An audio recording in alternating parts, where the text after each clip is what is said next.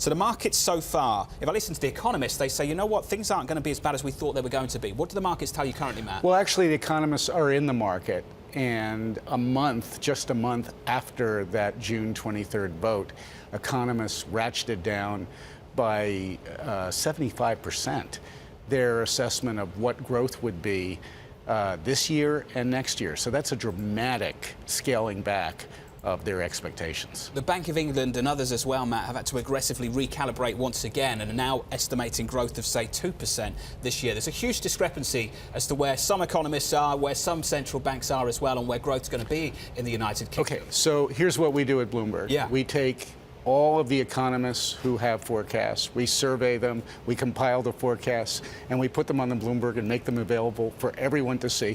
And all I did, with a lot of help from my colleague Shinpei, is put these assessments together. And in every instance, whether you're looking at GDP, you're looking at the performance of the currency. You know, the currency has been a disaster this year. We have one chart that shows it's the worst performing currency since the vote in June.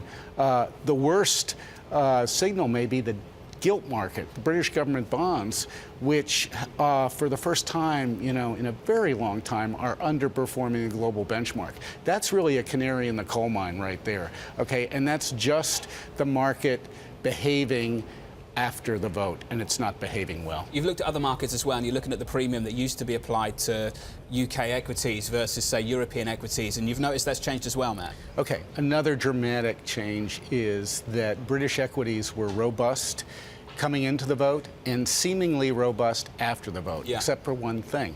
British companies are now trading at a discount to their global peers, and they're trading at such a substantial discount that you saw at the end of this last year, 2016, a consolidation in the British market where companies were acquired by British companies, but the global non-British companies, even though you had this big discount, stayed away, and they're still staying away. That's highly unusual. And by the way, that coincides with a very lackluster performance in the real estate market. You know, the UK historically has been a beacon. As a Brit, I'm familiar with that housing market in the United Kingdom. And, you don't even need to look at our data to come to the conclusion that something's changed even there. You can just ask people, how does it feel? How does the real estate market feel? And they will tell you it's nowhere near as robust as it once was. So, Matt, when you conclude things, a lot of people would come on this programme and say, look at the realised data so far in the UK. It's been nowhere near as dire as people anticipated. Are you saying there are signs there that actually do show